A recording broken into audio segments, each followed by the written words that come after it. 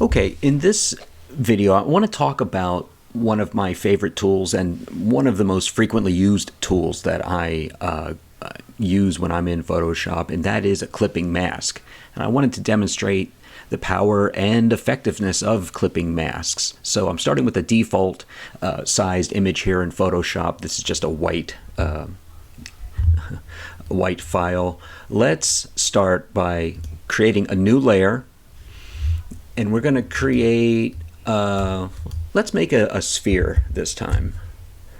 And we're going to fill that sphere with a color. Let's just pick, let's pick something, maybe in a blue range this time. Just a general, okay, we got a blue sphere. And to deselect, I hit Command D, in this case being on an iMac. So I've got my sphere. I can change the dimensions of the sphere, size of it. Now let's introduce a gradient, and let's start a gradient on the entirety of our canvas here. So we'll start in the upper left. We're selecting at the moment with the rectangle marquee tool you see here. Starting in the upper left, I'm going to left click and drag the entire canvas down to the lower right of the canvas. I've selected everything here. This is on a new level, by the way. This is on layer 2. I'm going to click G to bring me into the gradient menu. I'm going to select the gradient on the left option here, which is just a traditional very dark to very light gradient. To apply the gradient, I'm going to, just to keep it simple, I'm going to start in the middle left here. I'm going to left click, hold, and drag over the entire canvas, and then release. And you'll see that the gradient applies immediately, and it dominates everything at this point because we haven't set any layer styles to it. So we're going to deselect that so we can start to manipulate it. Do that with Command D. You'll see that the marching ants selection, so to speak, goes away. Now we can start to manipulate this in a few ways.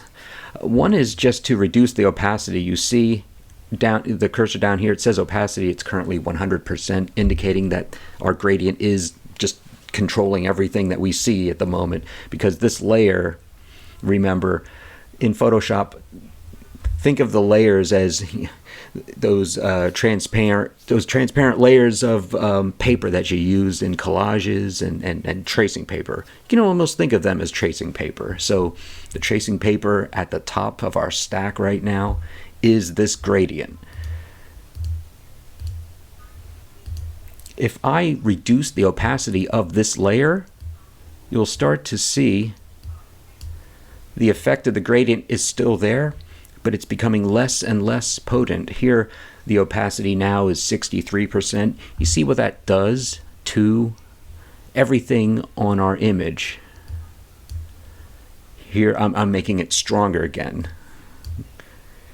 And I can keep going until that gradient is starting to really dominate our image again, right? But what if I wanted the gradient to only affect that blue sphere that we made? We can do that with a clipping mask. And to get a clipping mask on our gradient, we right click on the layer with the gradient, and you see this option, it says create clipping mask. I click on that, and suddenly now the gradient has this little arrow pointing onto the layer immediately below. And that means that this gradient is now only applied to the blue sphere. And what's great about this too is you can still manipulate this layer, and you can have it apply to that sphere in different ways.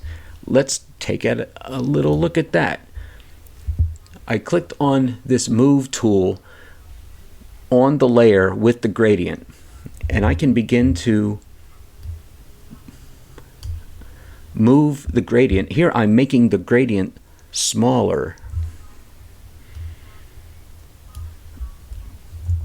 If I hold Shift and drag, on the move tool, I'm getting this effect. I can change the size of the gradient. I can make the gradient a little taller, a little more narrow. You see what it begins to do to our sphere. I can even, you see how the arrow option has turned into this curving arrow? That means I can rotate the gradient. And again, continue to push and pull on it. And you can see, if I want, I can just make it go away off the top of that. Now, this gradient at the moment is set to normal. It is functioning as a pure black to white gradient. But if you start to change the layer styles, you can see what options you have by scrolling through these menus, and you see the different kinds of gradients you can achieve by changing the layer style. There's a lot of very interesting effects you can see that are achieved through this. What's really fun, though, about clipping masks is other images can function as a clipping mask. Let's say I drag in this. This is a photo I took of still life objects in my studio. Let's make it a little bit smaller and highlight the skull here. You see at the moment, the image that I just dragged into Photoshop is on top of our stack, so that is what we're seeing at the moment. But if I left click and drag it in between the layer with the gradient and the blue sphere, you see what happens there? Photoshop turned the photograph into a clipping mask as well. It presumed that I wanted this image to be part of the clipping mask with the gradient. So there it is.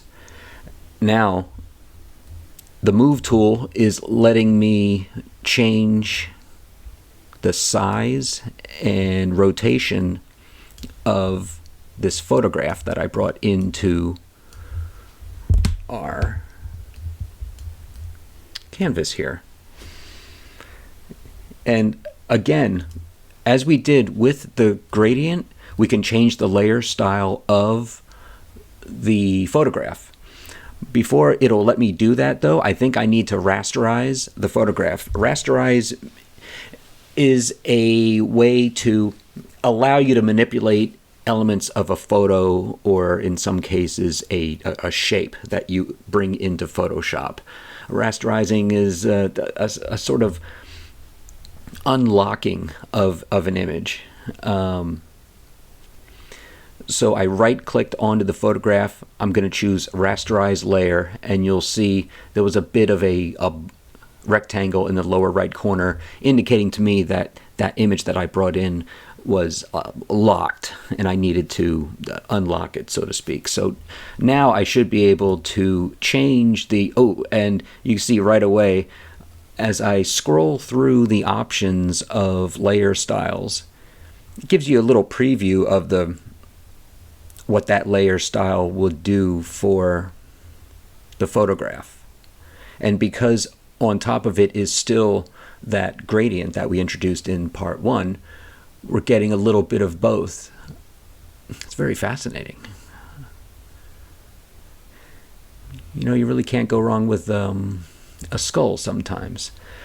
Now, if I want to reduce the intensity of the skull now in the middle of our sphere, likewise, I can change the opacity. I can reduce the opacity of the photograph that I brought in.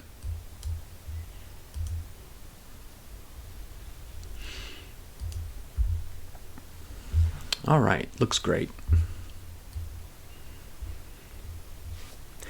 And let's not forget that we can still change this sphere that we introduced before. If I shift and left click and drag, I can make a change to the base, so to speak, of our clipping mask stack, if you want to call it that.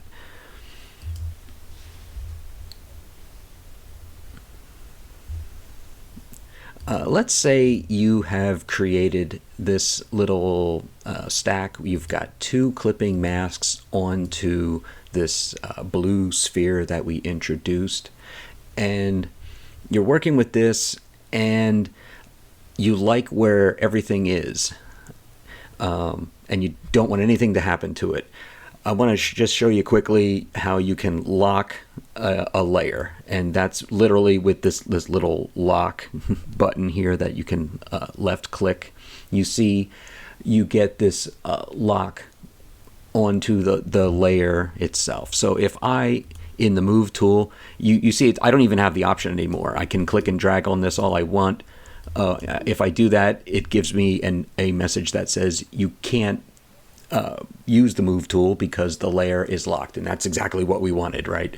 So likewise, if I'm happy with where I've positioned the skull and I don't want to bump it, I don't want to do that, right? I don't want to like move it accidentally. You can also lock that. Now you try to move it, nothing's happening to it. Okay, just for now, let's get that off there. Clipping masks, we've seen they can be images, they can be things like gradients, and there's one more kind I want to show you here, and that is an effect as a clipping masks. So to get to my effects menu, in this case, I'm at the bottom of my layer stack. I have these little options here. This circular half-filled icon, I left click on that and I get my effects menu. And for this one, let's choose hue and saturation. That's one I frequently use. What this does, well, let's just play around with it and you'll see immediately what it does. It literally changes the intensity of hues, certain color hues, in my image.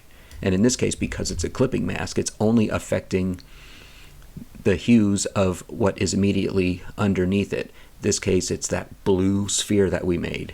If I grab this, left click it, and drag it up one, this effects layer is now affecting the photograph of the skull that I brought into the image in part 2, right? Before the skull image affects the blue sphere. So as I pull this, you can begin to see the different effects you can create that way.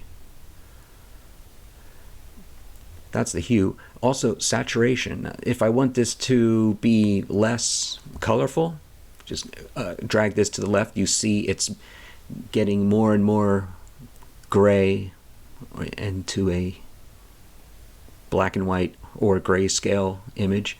Likewise, if I want this to become very vibrant and colorful, just drag it to the right. You can see the colors are starting to get really overloaded and quite saturated there. A really fascinating effect.